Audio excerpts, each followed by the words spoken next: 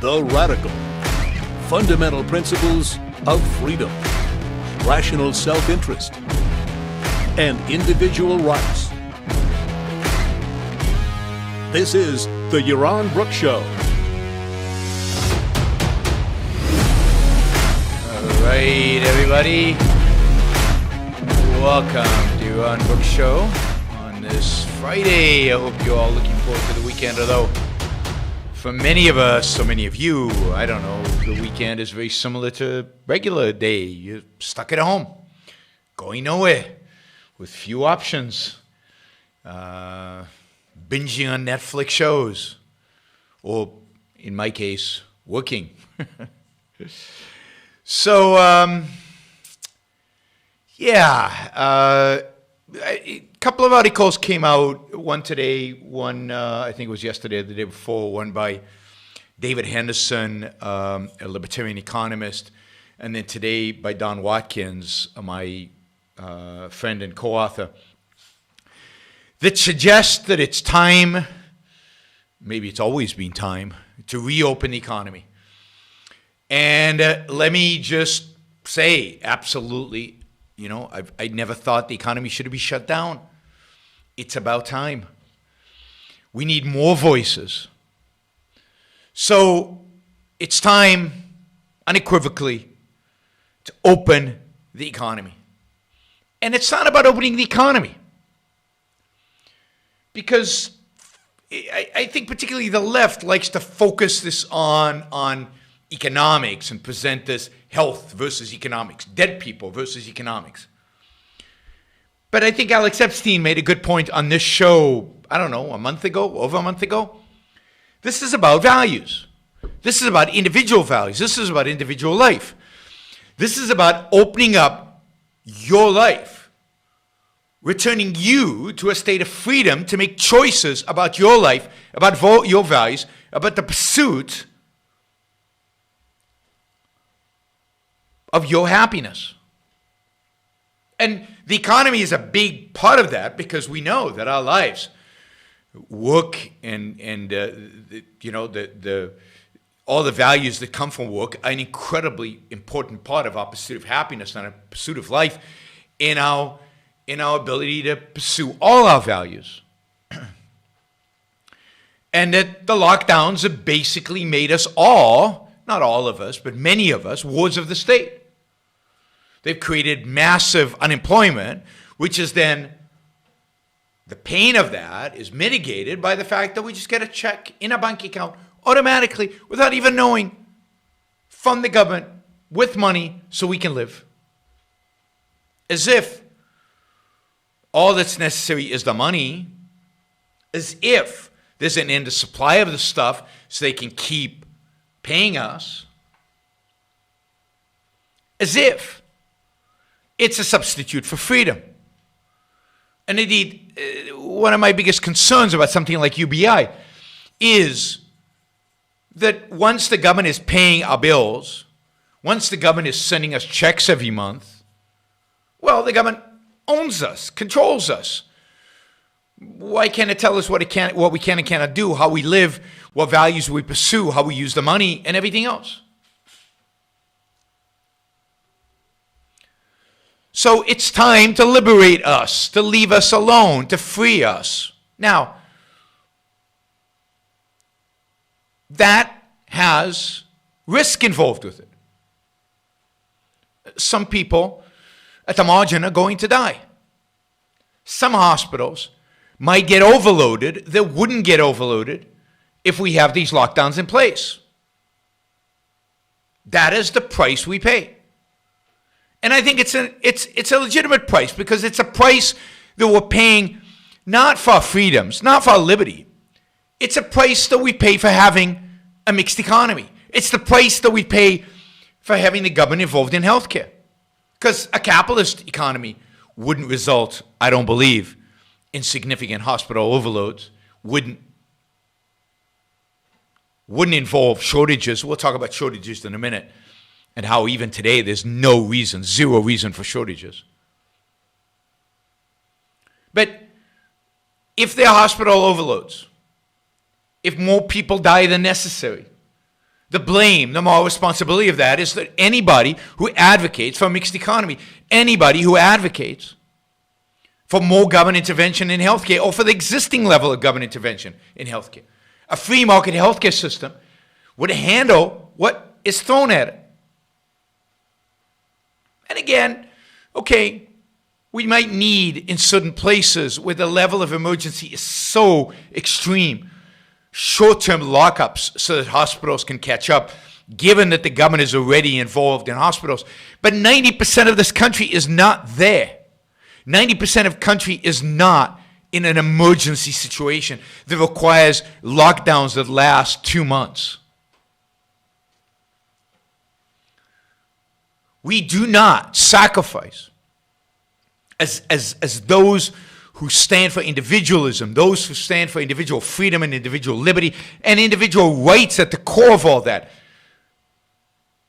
We are not proponents of sacrificing the majority or sacrificing anybody for the sake of somebody else. But in this case, sacrificing the majority for the sake of less hospital stress and fewer deaths. People are going to die. People are going to die because we have an FDA. People are going to die because we have a CDC. People, and the CDC might exist in a free market, but in a completely different structure. People are going to die because we have Medicare and Medicaid, and we have certificates of need that determine how many beds hospitals can have, and we have government involvement in healthcare up the kazoo.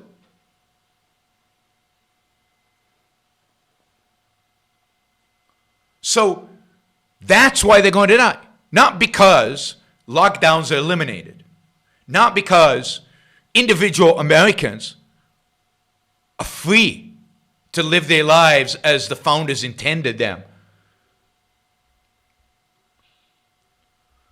So I think the lockdowns need to be eliminated tomorrow in 95% of this country. There's some hot spots that one would have to think about how to do it in a way that didn't create complete havoc. Maybe sections of New York, New Jersey, Detroit, New Orleans. I don't know. You'd have to get a complete update on these places. But everybody else should be freed. Now I'm going to say something, I'm going to say something I don't usually say. The Trump administration today, I think it was, or maybe it was yesterday, their proposal to open up the economy is actually pretty good. Wow, I said it. I said something good about the Trump administration. Now, I'll caveat that, of course, by saying that they only want to implement this opening up the economy under certain conditions, 14 days of downward trajectory and downward trajectory of syndrome cases, and on and on and on. All these conditions placed on when to open up the economy. But if we just took their plan, and I'm going to read you parts of this plan, and just implement it tomorrow, I'd give it a thumbs up. I would be absolutely supportive of that. What would it involve? So here's So here is what they write, right? Phase one, right? This is the phase one. You could do all these phases at once. Phase one. And notice the extreme similarity. Funnily enough, weirdly enough, maybe somebody in the White House is listening to this podcast. Notice the stunning similarity between this proposal and what I have been saying for 6 to 8 weeks. Phase one, what do individuals do? One, all vulnerable individuals, i.e. old and with pre-existing conditions, they can't say that. It's not politically correct to call people old and to treat people differently. But all vulnerable individuals, old people and people with pre-existing condition, should continue to shelter in place. So if you're 65 and over, certainly if you're 70 and older, don't leave the house. And if you value your life, And if you live in a crowded place, this might involve a long time of staying at home, because until we have a vaccine or until there's some kind of herd immunity. But number one, on Trump's plan, he's basically quoting me. I'm shocked. All vulnerable individuals should continue to shelter in place. Members of households with vulnerable residents should be aware that by returning to work or other environments where distancing is not practical, they could carry the virus back home. Absolutely true. Precautions should be taken to isolate from vulnerable residents. I've been saying this for weeks. Either move them out into a hotel room or something, or lock them up in a room in the house, or wear masks, wear gloves. Isolate the people who are vulnerable within the household from the people who are out working and out about. So, I mean, finally, some common sense.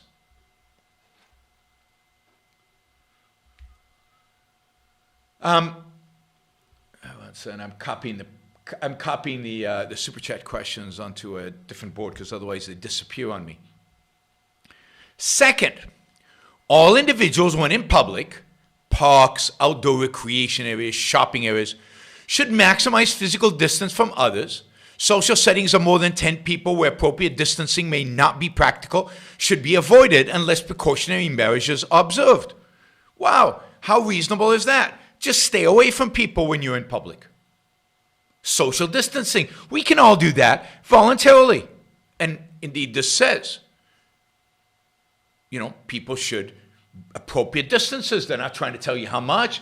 They're not trying to force it on you. They're asking you that if you value your life, if you value the lives of other people in your society around you, behave. Point number 3, avoid socializing in groups of more than 10 people in circumstances that do not readily allow for appropriate physical distancing. Very reasonable. Again, I don't think this needs to be entrenched in law, or enforced by the police, but just follow common sense. We're in this pandemic. Don't hang out with 10 people in close contact. Minimize non-essential travel. Don't zero out. And adhere to the CDC guidelines regarding isolation following travel. So just, travel cautiously, particularly in the beginning. I mean, wow. And then for employers, it says, number 1, continue to encourage telework whenever possible and feasible with business operations. Makes sense. I mean, you don't want your employees getting sick. You don't want your employees causing you to get sick. It's better if it's possible to telework, then let's do it. It might be even a solution for after the pandemic is gone. Maybe productivity is even higher with telework. Who knows? If possible, they write, return to work in phases. Again, a recommendation, not a bad one. You don't want to crowd the office all at once. Close common areas where personnel are likely to congregate and interact. Okay, again, reasonable. Minimize non-essential travel and adhere, the same thing. And then strongly consider special accommodations for personnel who are members of a vulnerable population. In other words, if they're older 65 or have heart disease or diabetes or obese, then, find ways to isolate them more, or, they don't return to work. And Jonathan asked the question, how does egalitarianism play into this? Hugely. Because the idea of discrimination, the idea of treating your vulnerable employees differently than your regular employees, your non-vulnerable, is unacceptable to the egalitarians. Everybody must be treated the same, even if that means sacrificing millions and millions of people to the few who are vulnerable. And in this case, the not so few who are vulnerable.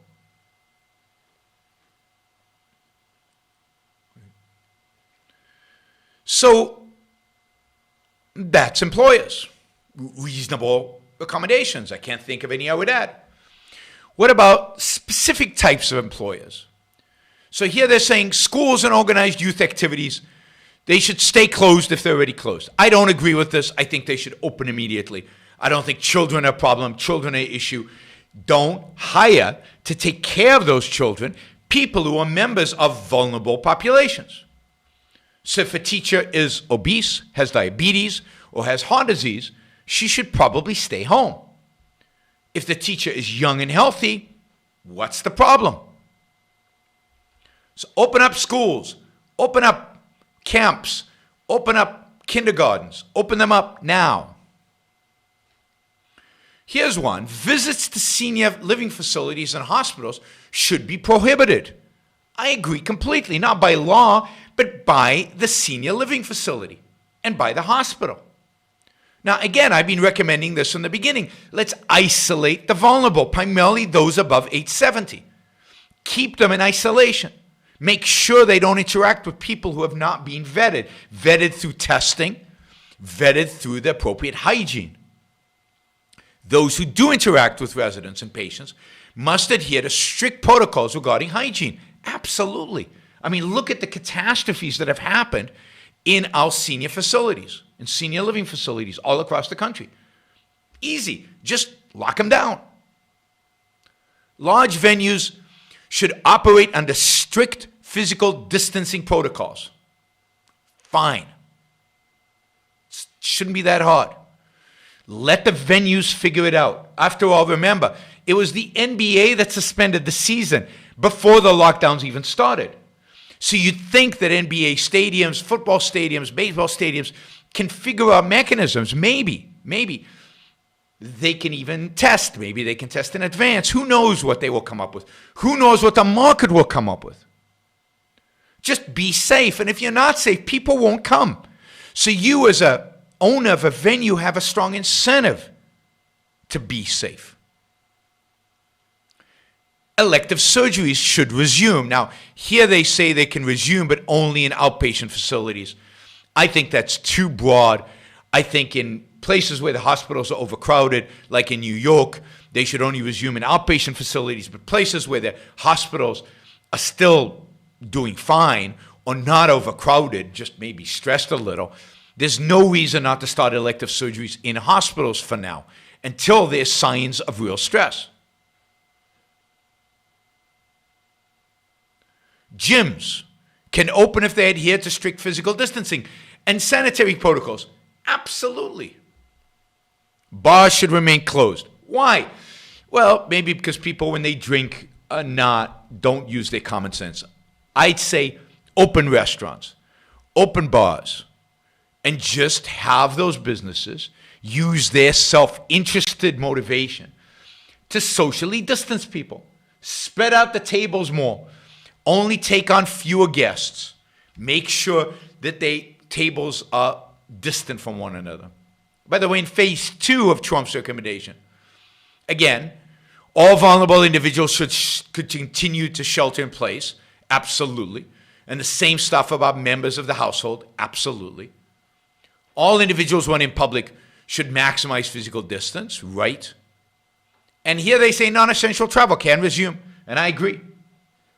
But this should be tomorrow, not in phase 2. And then they say, let's see, they say something about restaurants. Yeah, bars. Bars may operate with diminished standing room occupancy, where applicable and appropriate. But again, that should be left to the bar to figure out what's the best way. The same as they leave it to a gym to figure out what's the best way.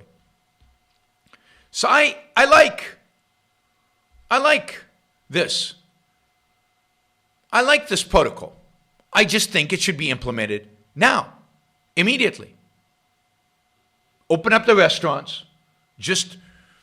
I think it makes common sense for the restaurants to voluntarily take on fewer clients. Now, that means higher prices probably, because otherwise the restaurants couldn't survive, but that's fine. That's part of how you limit the demand. One way, if a restaurant usually takes 100 customers a night, to only have 50 customers a night is to double the price or to raise the price by 25%. And fewer people want to come. And then you socially distance through the pricing mechanism. Isn't price mechanism a beautiful, beautiful thing? So from a rights perspective, from an economics perspective, from an individual liberties perspective,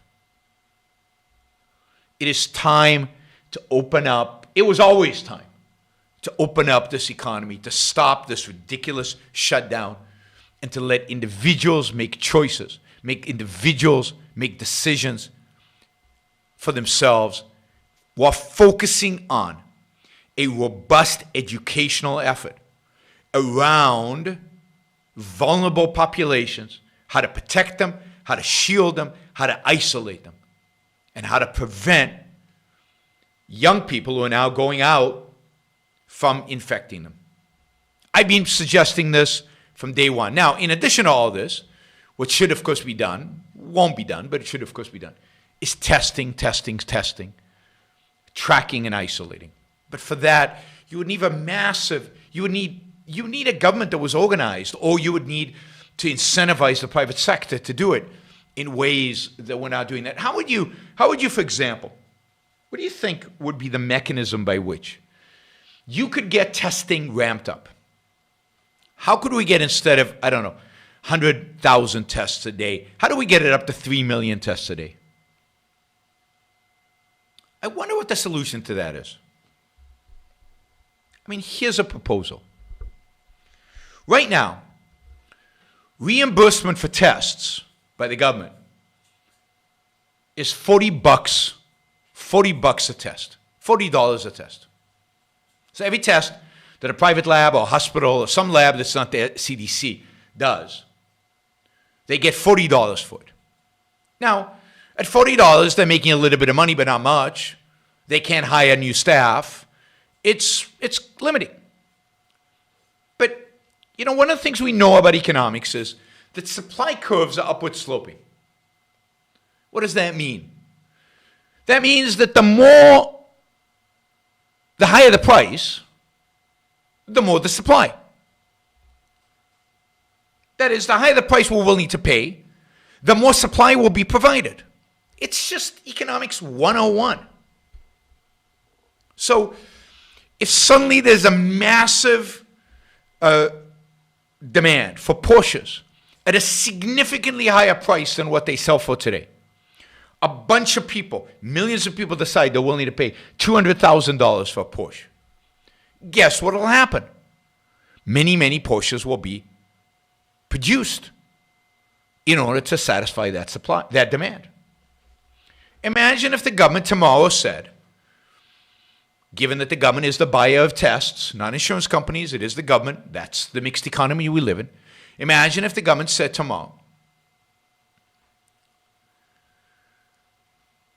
we're paying $200 a test, not $40, $200 a test. And we want to have $100 million tests. 100 million tests over the next 100 days. Ideally over the next 50 days, 2 million tests a day. Right? They have to be legit tests, they have to be real tests, but we'll pay you 200. Now, how much money is that? Right? That's $20 billion. $20 billion. That's what it would cost to do $100 million tests at you can correct my math if I'm wrong, at $200 a test. $20 billion. We just passed a stimulus package of $2.2 trillion. That is 100 times more than what this program would cost. Imagine, we'll spend $20 billion and we'll have a third of the American population tested. And we'll know so much about who has it, where the hot spots, who is likely to spread it to whom, who we need to isolate. I mean, it's all over if we could get 100 million tests. All it takes is $20 billion. This administration is spending $20 billion, in all kinds of directions. This would actually be fruitful. It would actually be helpful. So I'm willing to do it. I don't like government spending money, but in this case, There's nobody else. And the government is spending money anyway. And it's true that the government buying these tests will create corruption. You could create mechanism to minimize that by giving this money as grants to, private hospitals and other places that buy the tests. But just think of this as an alternative to what we're doing today. The government's still paying for the test. They're only paying $40. Because they're only paying $40, they're only getting a supply that is far, far less than what is needed. But pricing works. We need masks. We need masks. Shortage of masks. What's the solution to that? Raise the price. Increase the amount you are willing to pay for those masks, and suddenly supply will show up. The same with ventilators. The same with anything, PPE. It takes a little time, but not much. Particularly not if you put a time limit on how long the offer is valid for.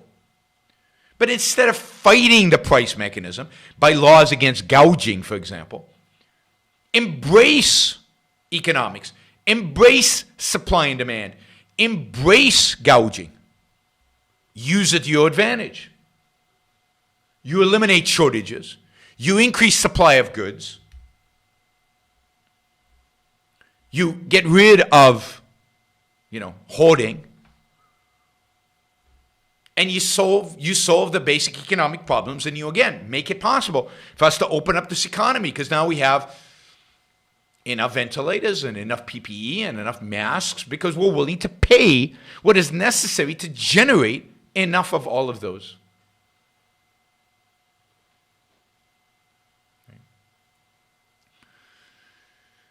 All right, so we covered two things. We covered the fact that we need to open up this economy and open up our lives, not the economy.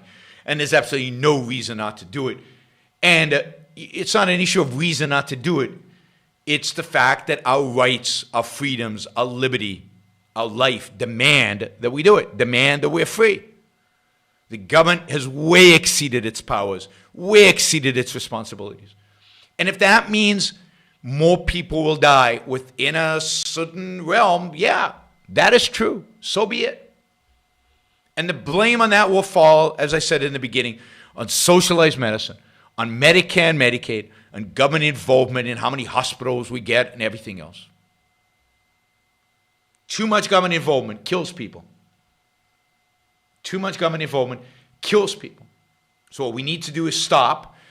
And in the transition, it's going to be messy. And it's going to be deadly for some. And it's going to be unpleasant. But that unpleasantness does not justify the violating of rights of millions, tens of millions of people around the United States. So end it now. Take Trump's administration's plan and implement it today. And let's get on with our lives, because this is not a way to live.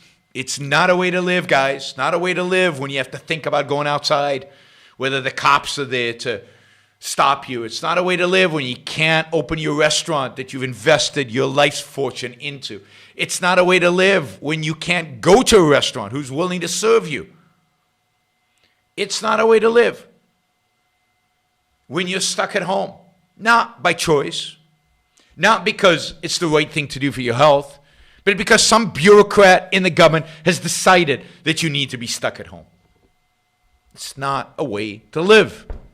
It's not a way to live financially, and it's not a way to live psychologically. Freedom, liberty are the only ways human beings should live. And that's what we should fight for, and that's what we should live for, and that's what we should demand today, not tomorrow, today. All right, let's do some of these Super Chat questions.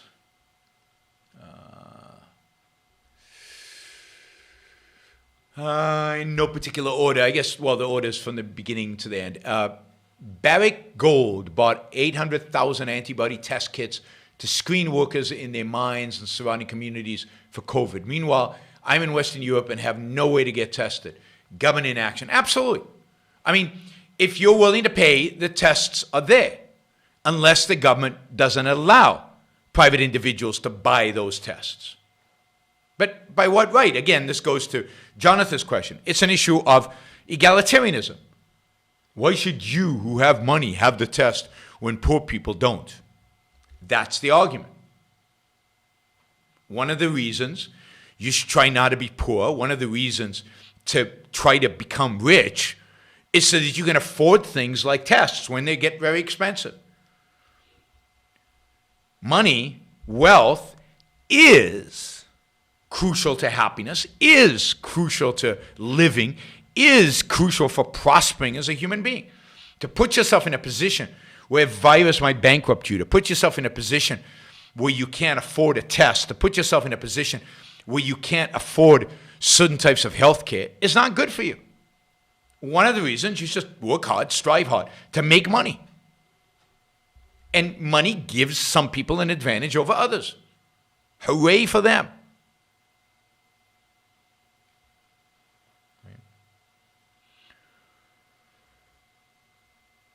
All right. Taking you on a run with me, though, so no more chat from me. Oh, you're taking me on a run, i.e., like on your iPhone, you're taking me on a run. You're going to listen to me while you run. Not that I am going to run side by side with you. I get it, because I was going to say, I don't run. As a general principle in life, I just don't run. I might walk fast. I might do a lot of things, but my knees, my back, my age, I don't run. Running is for young guys and gals, not for me. All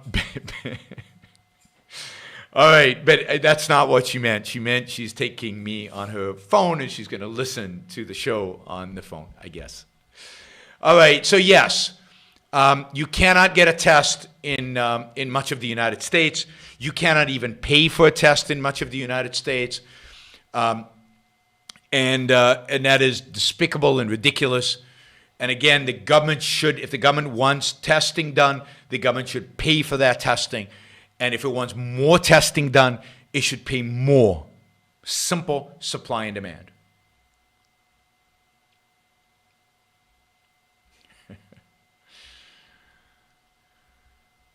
Wow. I mean, this running thing has really created quite a stir among my listeners. Yes, I don't run. I swim.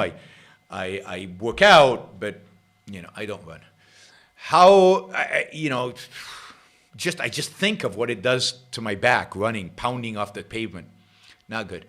How can one buy into your hedge fund? Do you have any sleeper stock picks, companies that can weather the storm? I can't give you any sleeper stock picks, even if I had, and I do have, because I'm not allowed to. The SEC will come after me.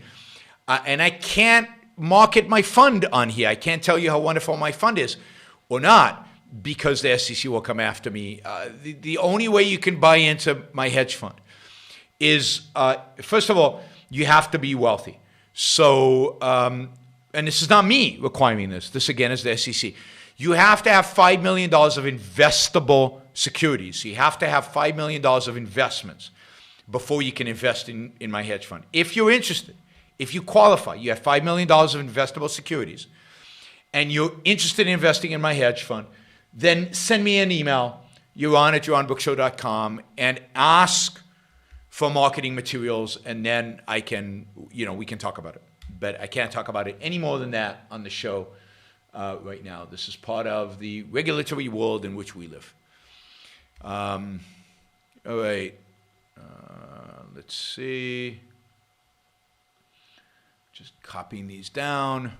Let's see. Next question. Well, how does egalitarian play into this? Jonathan asked, and I've answered it somewhat. It plays into this everywhere. Everywhere, right? Everybody must be sacrificed. Everybody must be treated equally. We can't differentiate between the young and the old, between the sick and the healthy. And egalitarianism demands that the standard be, what will this do to the poorest of the poor? Right? John Rawls' whole idea is, you can improve your stake in life. only if, by doing so, the poorest of the poor can be shown to not go backwards. And ideally, that it improves his life as well.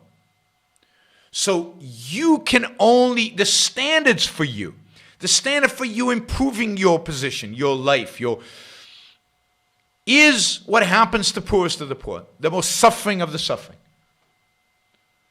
So if you going outside right now, in some way jeopardizes the vulnerable, even by a small percentage, you can't do it. Your freedom can never be justified if your freedom puts other people at risk. Now, the funny thing about freedom is it always puts somebody at risk. Risk is part of life. But that's okay, because altruists want you to sin.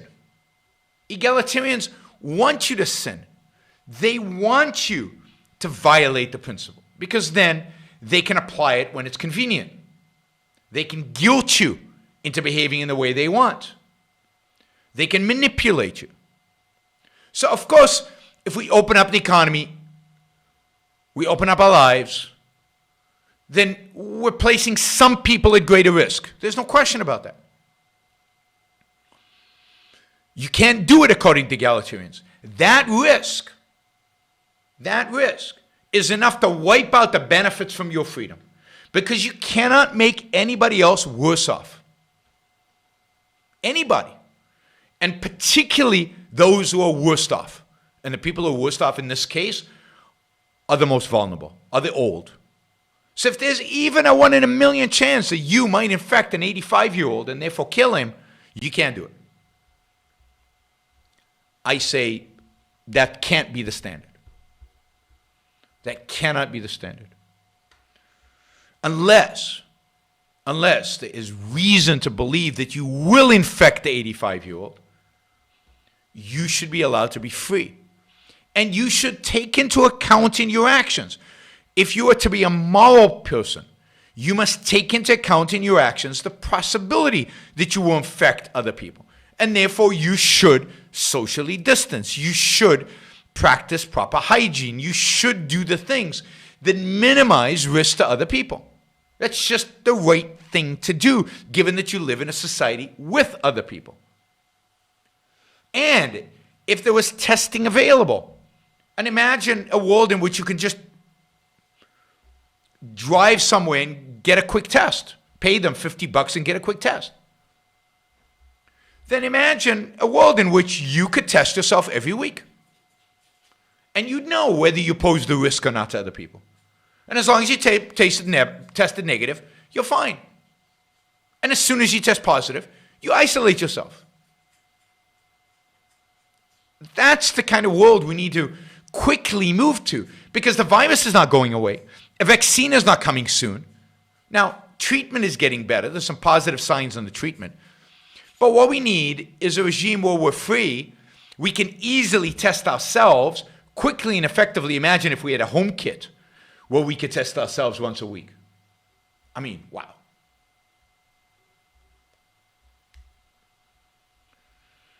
So that's where I'd like us to quickly evolve towards.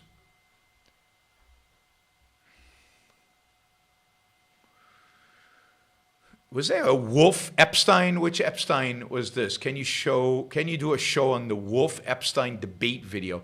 Who's Epstein? Which Epstein is this? But yes, I'm happy to do that. Is this Richard Epstein who actually did the debate with Wolf, the Marxist? I will look for it. All right. Let's see. Gene Epstein. I mean, all right. I mean, I'll look for it. I don't know. I don't know. I find Gene's arguments are very weak. And it's a long debate. I'm not sure how I would do a video on the whole thing. I could give what I would answer rather than what Gene would answer. I'll look into how I could do something like that. But my guess is that Gene gave utilitarian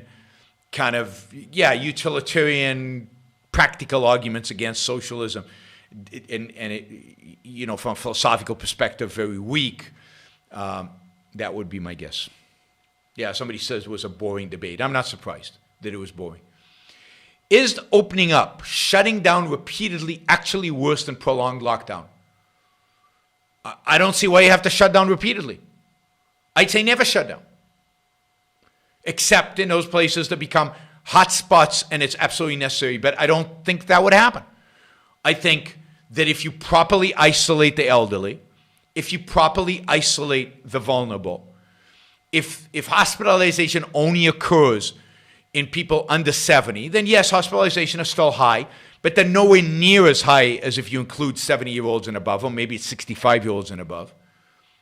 And you don't get overload in the health system. But in addition, in the meantime, while you open up, you invest in increasing hospital capacity. You invest in, using the military to build field hospitals like they did in New York. I don't know what extent those field hospitals were actually utilized. But I don't see why you need to shut down. And is opening up, shutting down only when necessary better? Absolutely. But again, it's not necessary to shut down in 90% of the cases. So if you isolate properly and you take out, you really make an effort to isolate the vulnerable population, and we all make an effort as individuals to socially distance. So you basically adopt the Swedish model. I'd like to see the Swedish model with testing. You isolate the vulnerable, which I don't think Sweden is doing a good enough job of. You test, which I don't think Sweden is doing a good enough job of. But otherwise, you leave individuals and businesses free to make their own choices about social distancing and how to live their lives. And again, if you test positive, then the government has the authority, should have the authority to isolate you. But if you test negative, then the government just does not have the authority to isolate you. So I don't see why you need repeated shutdowns. And again, I'm not saying nobody's going to die. I'm not saying you're not going to get cases where hospitals get overloaded. I'm saying that the fault of that is with the mixed economy. The fault of that is with government involvement in healthcare. The fault of that is a government provision of hospital beds rather than letting the market determine the number of hospital beds, the number of backup equipment. It's Medicare and Medicaid and the way they compensate hospitals that prevents hospitals from having enough supplies to take care of problems like we're seeing today. Wow, Wendy, thank you for the contribution. That is fantastic. Really appreciate it. All right, somebody asked on a completely different topic. Do you know John Aguilera, the Cybex owner who owns the movie rights to Atlas Shrugged? Yes, I know John. I used to know him quite well. Does a future production of Atlas go through him? I think so. I think he still is a significant owner of the rights, or so some other parties have bought part of the rights. But he's definitely involved in any future production of Atlas Shrugged. And given the quality of the first one would have to say, unfortunately, still involved. Isn't there a limit to how much money we can print? No. You can print as much money as you want. Zimbabwe did that. Venezuela did that. If you mean, are there consequences to printing a lot of money? Absolutely. So at some point, there are horrific consequences to printing a lot of money, primarily hyperinflation. But you can print as much money as you want. And it's not clear when you hit the inflationary point, right? So you can print a lot of money while an economy is contracting and not get price inflation. You get massive distortions.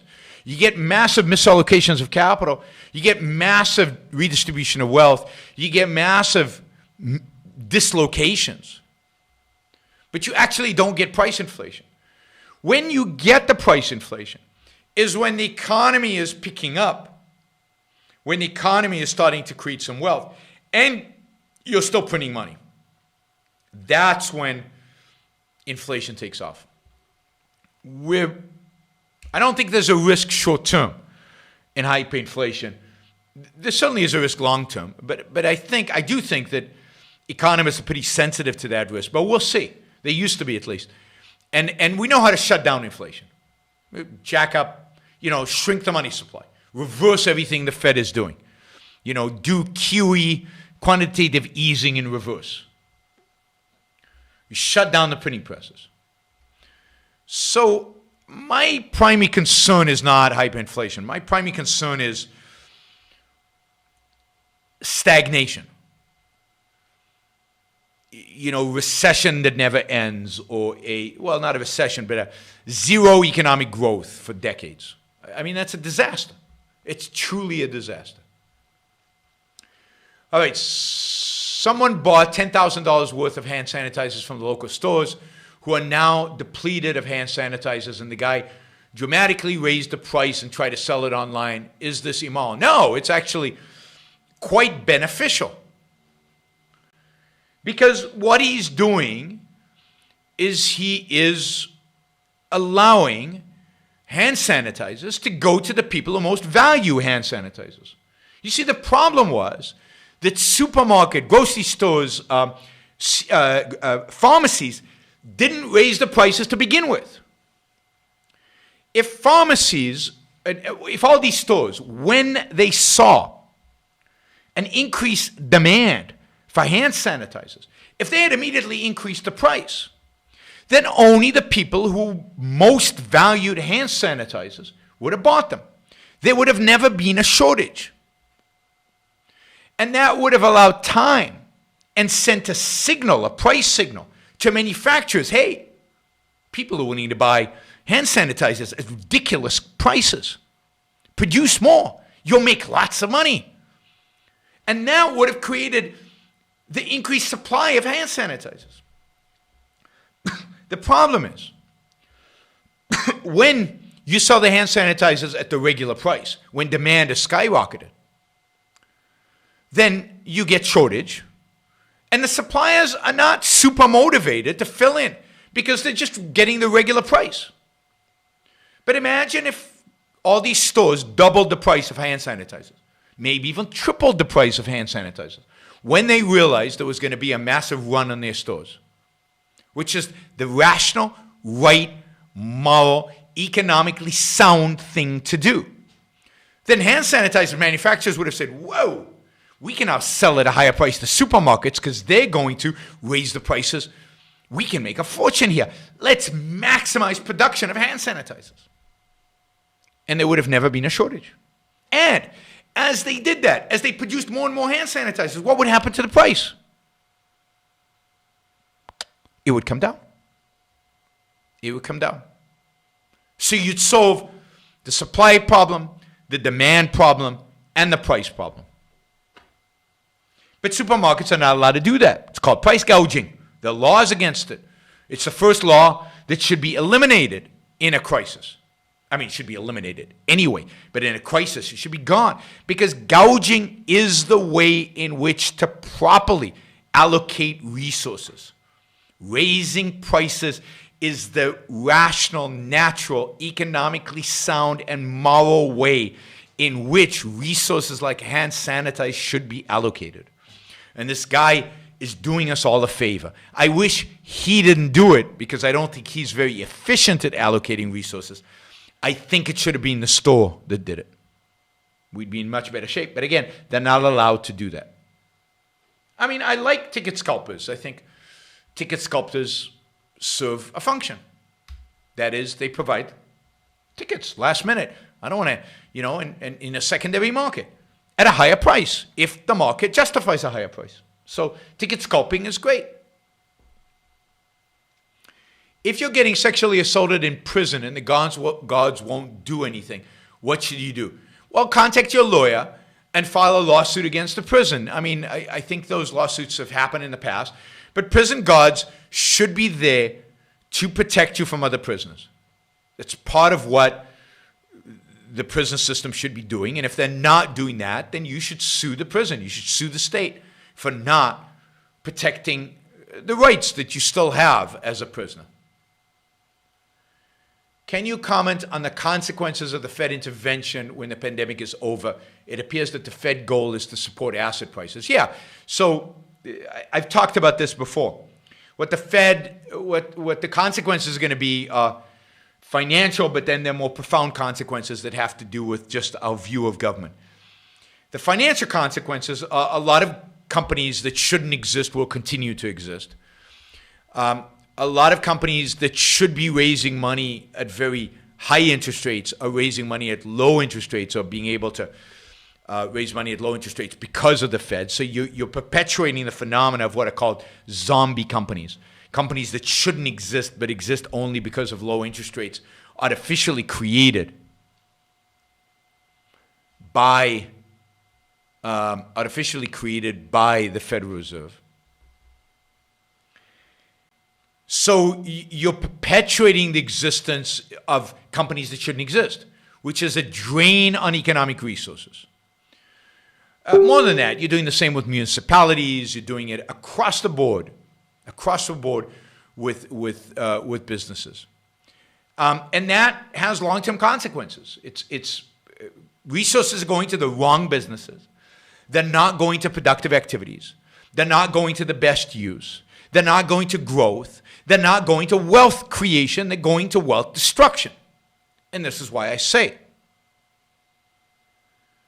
the fundamental problem with Fed intervention from an economic perspective is that it will guarantee massive misallocations of capital, massive investments in the wrong things, lack of investments in the right things, and therefore a destruction of wealth, a destruction of productive activity and achievement, a suppression of entrepreneurship, and therefore no economic growth in the future. The capital won't be there to support economic growth. It's there to keep the barely surviving alive, to keep aging technologies, aging factories, aging production lines going when they should be dead, when that capital should be reallocated to more productive, wealth-enhancing activities. Now that's one danger, one consequence, not a danger, it's a consequence. It'll happen. Another is that now the government becomes the provider of capital. And markets and companies look for the government, for the Fed and the government, as capital providers, as price setters. And what that means is you get more and more and more central planning. Not only does the Federal Reserve determine the interest rates and the money supply, it now determines the rates on municipal bonds, determines the rates on corporate bonds, determines the rates of junk bonds and high-yield bonds. It now is determining prices across the entire economy. And there's nothing more important to the functioning of an economy than prices that reflect the real value, the value that market participants see in the activity itself.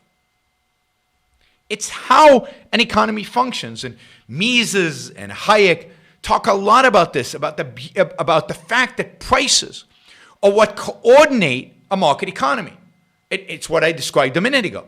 By prices of hand sanitizers going up, that functions to suppress demand, but also increase supply, which bolsters, the increased production, which bolsters supply, which actually reduces prices, which increases demand.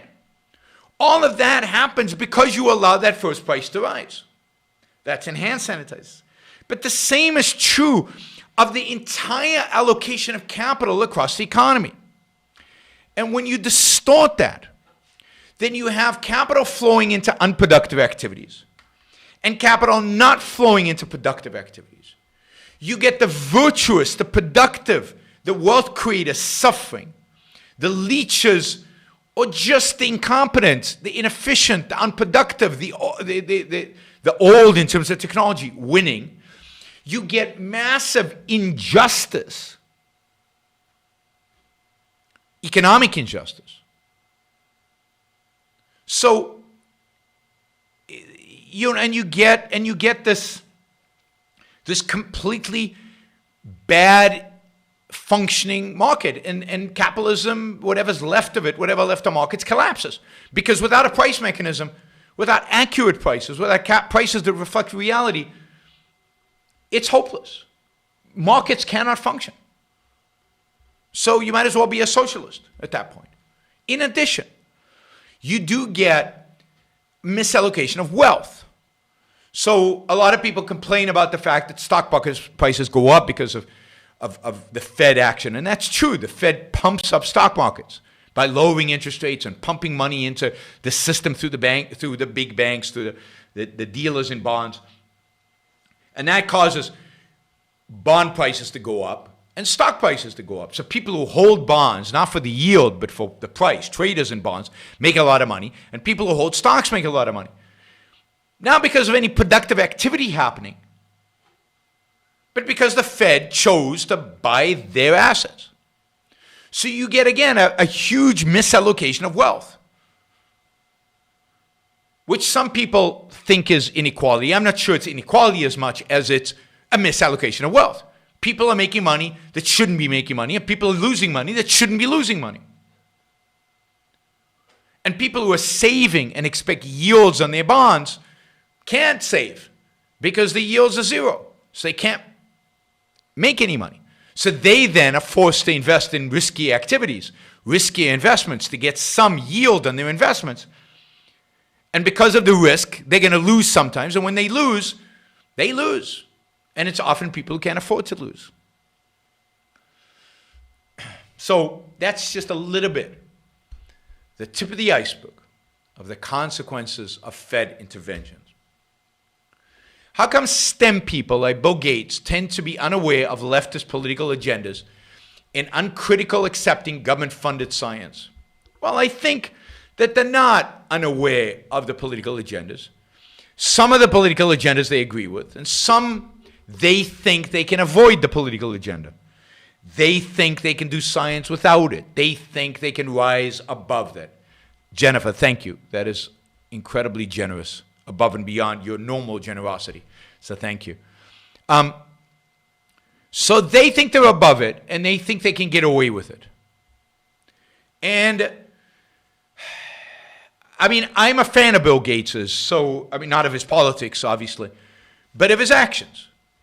I think there are a lot of conspiracy theories going on right now on Facebook and everywhere else about, Bill Gates wants to shrink the number of people in the planet and wants to infect us all with his vaccine and wants to destroy. I think it's all BS. I know it's all BS. But Bill Gates is also very bad politically and very confused when it comes to economic and social policy. And it's sad. To me, it's primarily sad. It's sad that, that people as smart as him are so turned off by the right, partially because it's associated with religion, partially because it's associated with just moronic behavior and policy, that they lump together capitalism with that and reject capitalism. And in a sense, people like Bill Gates don't have an excuse because he's read Atlas Shrugged. He should know better. But for whatever reason, he hasn't taken the study of economics seriously and hasn't actually, studied it properly. And if he has, then he's deceiving himself and he's evading. But, yes, he thinks overpopulation is a problem. So do many, many people. I think he's wrong. I'm sure he's wrong. I know he's wrong. And again, it seems bizarre that somebody that smart would think that is a problem. I think he thinks it's a problem because he thinks climate change is a problem. And if climate change is a problem, then to a lot of people is a problem. So I think once you make one error, it's easy for that error to get multiplied. But I know lots and lots and lots of smart people. Indeed, most of the smart people I know, I'd say more than an overwhelming majority of smart people, high IQ people, productive people, innovative people, science-oriented people in the world are leftists. It's a huge frustration, but it's true. Like Bastiat's economic unseen, is it a moral unseen when the economic turndown caused people to lose hope and commit suicide? Yes, that's a great point. There's a real social and cultural cost to shutting down the economy, or just to zero economic growth, which is what economic policy is leading us towards. It creates things like,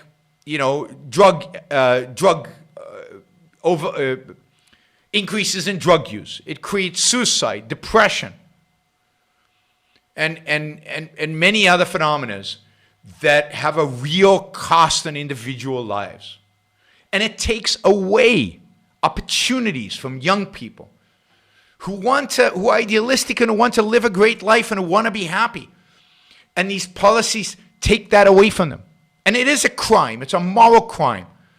And it's disgusting. And this is why I get so angry about the minimum wage and licensing laws and shutting down the economy. You're destroying the lives of people who are good people, hardworking people, people who are trying to make a living. I mean, I think I've told you, I know a number of the restaurant owners here in San Juan in Puerto Rico, because I eat a lot of restaurants, a lot, 3-4 times a week when restaurants are open.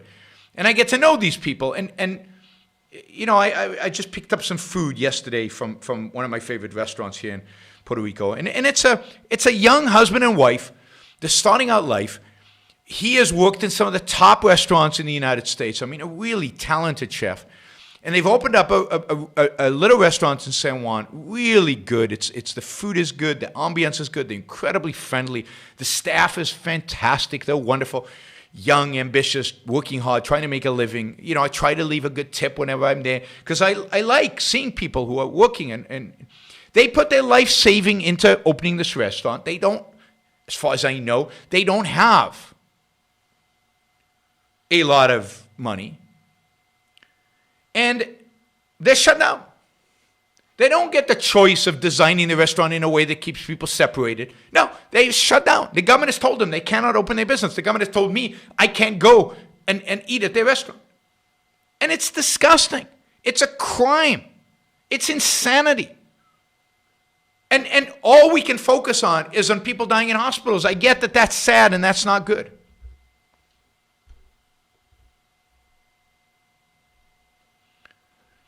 But we also have to focus on the cost of these people of that. So yesterday, they do some takeout. But takeout is hard because there's not a lot of demand. They have to buy the food. They have to cook it. They're short on staff. Then they have to, dispense with it. It's San Juan. It's not New York City where you have huge demand. They only open 3 days a week for that. And actually, they took orders on the first day and they sold out. They basically had orders for all the food they had bought, all the food they could cook that week, and it was gone, right? And when I picked up the food, and I do this every time I pick up food at any of these places, I said, thank you for doing this. Thank you for supplying the takeout. Now, I know it's in their self-interest, right? But these are people that are working for their life. I'll do okay no matter what happens with this crisis. And some of you will, but some of you I know are just starting out in life, or haven't accumulated a lot of money or haven't saved a lot.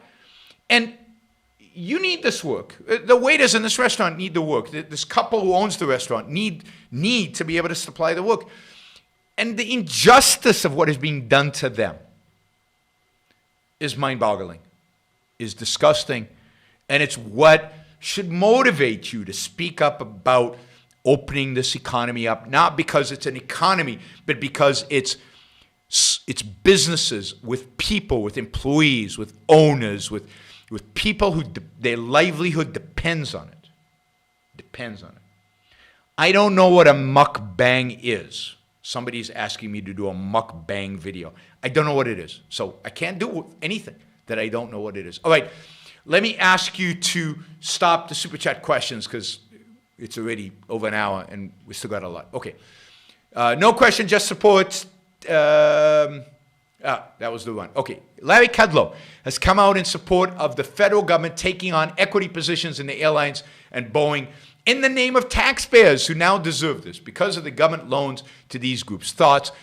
Larry Kudlow is a sellout. Never, ever, ever associate the word capitalism or free markets with this SOB sellout, statist, little dictator that he is.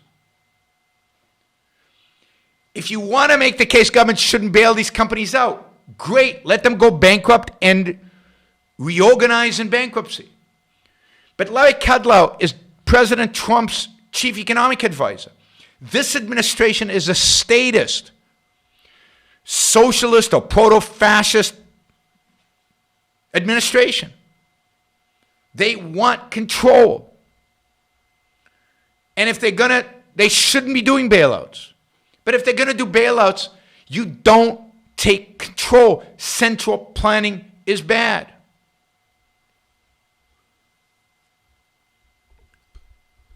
It's mind-boggling to me that this is a guy who considered a good economic thinker, one of the free market guys, one of us capitalists.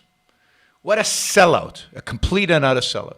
So no, I think one of the worst things government can do is when government starts buying or having equity in companies. Now, it's true, the Obama administration did the same thing. And I went after Obama when he did it. A violation of the rule of law, statist, also proto-fascist, when they took an equity stake in General Motors. There should be a law. I mean, it should be in the Constitution. The government cannot own businesses, cannot own shares in businesses, ever, under any circumstances, anywhere. It should be in the Constitution. Well, I mean, all you need the Constitution is separation of state from economics. Thank you, Jonathan. Really appreciate it. Above and beyond. All right. Between the trillions in debt and the emotionalism, how many more crises can our mixed economy absorb before it gives? How close are we to the edge? I don't know. Maybe we're there already. We'll see how we recover from this. I'm always surprised how well we recover. Many of us thought, or many people thought, I didn't, but many people thought that in 2008 we were at the edge. But at some point it gives. There's no question. I don't know when. If I did, I'd make a lot of money. And we have so much wealth. But here's the key. Here's the key. What we have are Dagny Taggarts and Hank Reardons. That's what prevents us from falling off the edge. We have hardworking, brilliantly innovative producers. And I know you guys hate Silicon Valley. I know you hate, Jeff Bezos and the CEO of Apple and Google and big tech and entrepreneur, the tech atmosphere and the leftist of Silicon Valley. And I know there's a whole group out there that just despises them because they have bad politics. But you know what? They put bread on your table. They create this economy. They keep this economy moving. The number of jobs those tech companies actually create in America, never mind in the world, is millions.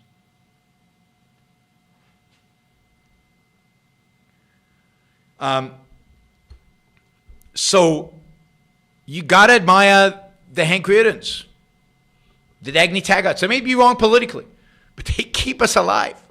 They keep the economy going. They pull us away from the edge. They produce. And as long as Dagny doesn't go on strike, as long as Reardon doesn't go on strike, the economy putters along. As long as they're working hard, as long as they're producing, as long as they're making, as long as there's still some freedom in the economy, then the economy will keep going along. And the fact that they are leftists in ideology is sad. But it doesn't undermine their productive genius. It undermines them as individuals. And it's sad for all of us that they're leftists, because imagine if those guys were all capitalists, ideologically. I mean, the world would be a different place. We'd have won. But we also have to think about, why haven't we been able to convince them? They're the smartest people in the room. They're the most productive people in the room. They're the people in the room who use their reason. They're not emotionalists. Why can't we convince them? Is some of the burden of the fact that they're not on our side our responsibility? I don't know. I leave that as an open question for all of us to think about. How can we be better at communicating with the best in our society? How can we be better in converting Silicon Valley over to our position? All right, I recently watched the 1987 Best Picture winner, The Last Emperor. I thought it was excellent. Curious if you've seen it, your thoughts. I have seen it. I can't remember what my thoughts are. I thought it was good. I didn't think it was great, but I can't tell you why, so I don't want to articulate more than that. So if I see it again, I'll give you my opinion about it. Movie suggestion, The Banker on Apple TV. I really enjoyed The Banker. I thought it was very well done, really interesting, really heroic of the lead characters, really showed the evil of second-handed individuals, the evil of racism, but more importantly, even more deeply of second-handedness, the evil of the government and the government playing games with people's lives, playing political games with people's lives, which is kind of turning into the theme of today's show. So yes, I highly recommend The Banker on Apple TV. Very, very good story, important story, and well done. What is the SEC's rationale for preventing you from speaking about your work, and how do they justify that given the First Amendment? It's pretty straightforward. The First Amendment does not apply to commercial speech. The Supreme Court has already told us that. You guys are too gullible, too stupid, too ignorant to not be manipulated by me, who is smart, articulate, knowledgeable, and therefore I shouldn't be provided with the opportunity to seduce you and beguile you into investing with me. So that's, and I'm not making this up. That is the explanation. Why can only people with $5 million of investable funds invest? Because supposedly I'm risky. I mean, am I really riskier than you doing day trading or buying stocks on the market? I won't answer that, but I'm risky. Therefore, only people with have a lot of money should risk their money with me. But also because people with a lot of money are sophisticated investors. Most of you are not sophisticated enough, the SEC tells you, to figure out whether I'm a real thing or charlatan, whether my investment strategy makes sense or not. So we're not going to even make it possible for you to hear it. Right. So I'm wondering what you think about if people had the virus in December. My husband totally had flu symptoms, tested negative, but he said the cough hurt more than ever. Do you think we were introduced earlier than said? We work in a machine shop that is worldwide. I think the virus, I gave you the timeline a couple of shows ago. I think the virus probably came to the United States sometime in early January. I think that's what people from Wuhan, maybe in late December already.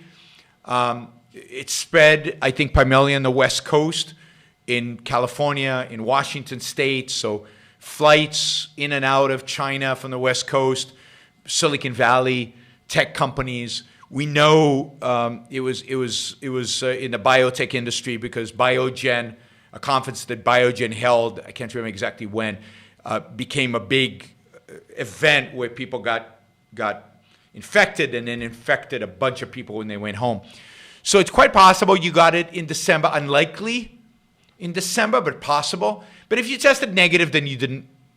I mean, if you used the antibody tests, then you probably didn't. Look, December is a time where we all get colds, flus. There are lots of viruses out there. A weird cough is not unusual. I mean, it's weird, so it's unusual, but having an unusual cough is not necessarily associated with coronavirus. lots of things. When the antibody tests come out, when you can get tested with the antibody test, which should be, again, should be accessible to all of us soon if government was rational, because it would basically just allow it at a price, then you will test and you will see. But I don't think just a cough and a fever is enough to suggest that you had it.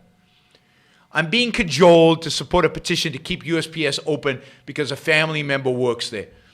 I have said no because it hemorrhages money. It should be privatized tomorrow. It should be sold. There should be no post office. I mean, it shouldn't be. It's in the Constitution, unfortunately. But there should be no post office. It should be immediately privatized, broken up, whatever. You don't need a post office. So no, I would not support a petition to keep USPS open. Yaron, and unpack how you see this developing. Unemployment leading to business failure leading to more unemployment. I mean, there's a lot of uncertainty here, so it really depends on how and when they open up the economy. But clearly, unemployment exists today, is rising. But a lot of these government programs are going to reduce. Some of them are going to hold the level of unemployment because companies are being paid to pay their employees, to keep their employees and pay them. So the PPP, the Payroll Protection Program, is a plan to give grants to businesses to use to pay their payroll. They can't use it anything else, payroll and rent and utilities, but that's it. That is going to kind of reduce the number of unemployment. So you've got a lot of people unemployed right now. They are now being paid unemployment insurance. Many of them are being paid unemployment insurance at a higher rate than what they earned. So they have no incentive to go back to work. So my view, Keynesian economics tells the story of unemployed. They reduce demand, so supply shrinks, so more people unemployed. I don't think it works that way, particularly not with the government pouring money into the economy the way it is. Demand is going to shrink, but it's not going to shrink at the levels people anticipate. What's really going to happen is businesses are going to employ people without doing anything. When they start opening, it's going to be very difficult. They're going to have to invest a lot of money. Businesses will struggle. And when they open, it'll be hard for them to be profitable because people will be hesitant to go to restaurants, hesitant to go to stores. So businesses will be less profitable, which will reduce their standard and quality of life, will reduce your standard and quality of life because you'll participate less in the economic life out there. Many people who are unemployed today will be getting such lucrative unemployment benefits relative to their wages that they won't want to go back to work. You might actually get to a point where there'll be more jobs than there are people who are willing to come to work. So unemployment rate will probably be sticky and stay high for many years. Businesses are going to struggle. They're not going to be incredibly profitable. It'll be difficult to find capital to grow businesses or to invest in new businesses. This is why, as I said, my view is not the spiraling down. My view is the spiraling sideways. It's a lengthy stagnation. Now, we've had a lengthy stagnation since the Great Recession, since 2008. We basically had economic growth of about 2%. And I include Obama and Trump years. There's not a big difference in economic growth, certainly not now. Now, Trump is worse than Obama in terms of economic growth. But even before this, Trump's economic growth was a measly 2.2%. So that is pretty stagnant. I think we're heading towards 1% growth. And it doesn't matter if you get a Republican president, a Democratic president. It doesn't matter. You're going to get very low economic growth. You're going to get much more government involvement in the economy. Now, the good side is that this crisis might lead, and maybe I'll do a show on this just to have something positive, might lead to loosening up of licensing laws, reduction in regulations, more skepticism about the FDA.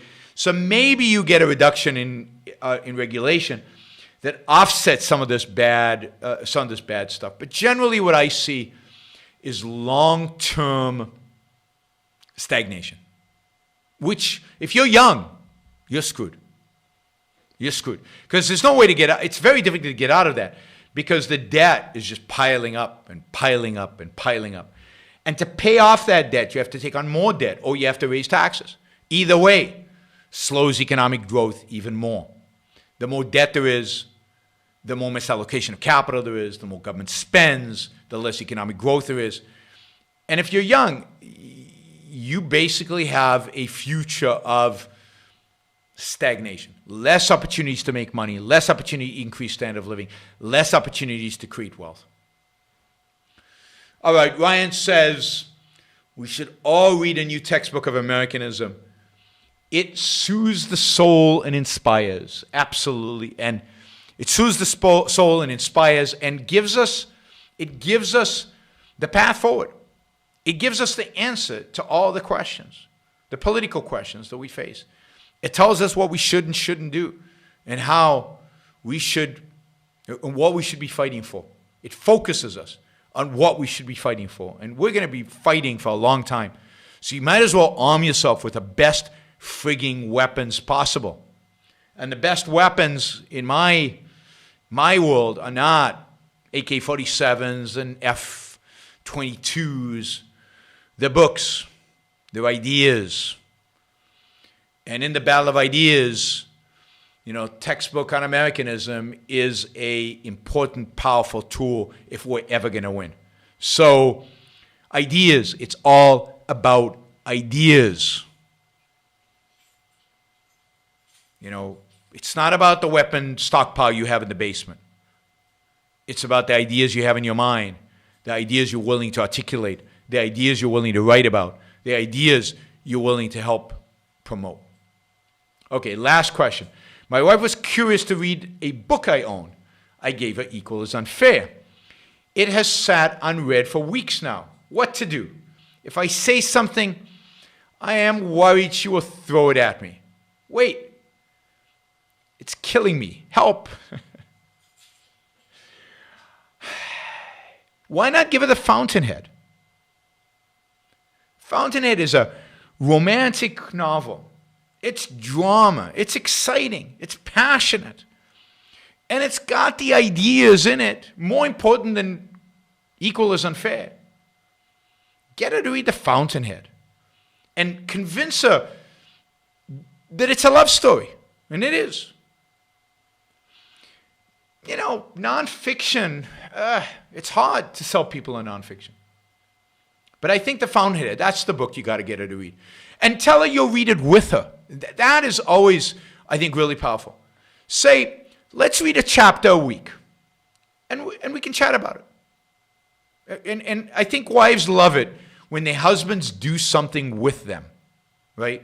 Like watch a TV show together and talk about it, or read a book together.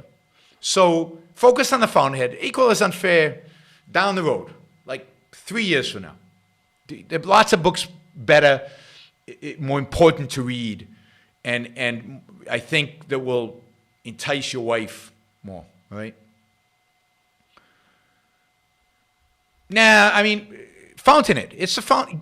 Guys, how do you compare it? It's a novel. It's exciting. It's thrilling, and it's got all of the philosophy in it. First, read the fiction. That's my view. All right, Kevin says, thank you for the thoughts. I was trying to see if entropy might have an unforeseen effect. Chaos feeding chaos. Entropy has an effect that's mitigated by the Dagny-Taggarts and the Howard Roarks. It's mitigated by the productive. What are the productive doing? What is production? It's bringing order to chaos. It's fighting entropy. That's what production is. That's what the great minds do. That's what innovation and entrepreneurship and all of that is. All right, I'm tired. I need to go to bed or get some rest, or I don't know. So it's been a long day today. Whew, a long day. I won't tell you what I've been doing all day, but it's been a very long day. I've been speaking nonstop for hours and hours and hours. But thank you all. You've been very generous on the Super Chat. Thank you for all of you who support me through other mechanisms, other ways. I really appreciate that. If you still don't support me and would like to, you can do it on yaronbrookshow.com/support, on Patreon or Subscribestar. under Yaron Brook Show. And I won't be back tomorrow, but tomorrow there is an Ayn Rand conference, Ayn Rand Institute conference, free online from 1 o'clock to 4 o'clock. I'm going to be giving a talk there on material I've never talked about before. Something about the objectivity of government, and in particular the objectivity of government during a crisis like this. So objectivity in government and connecting them with coronavirus. New material. I often repeat myself. That'll be new material. So I encourage you to go to the Ayn Rand Institute website, Facebook page, and get the link and watch it tomorrow. There'll be hundreds of people hopefully watching it, and it should be a lot of fun. Next show will probably be on Sunday, although I'm tired, so we'll see. We'll see if I can sustain myself then. All right. Have a great night, everybody. Have a great weekend. Great weekend. I was thinking of trying to sneak over to the beach tomorrow. We'll see before the show.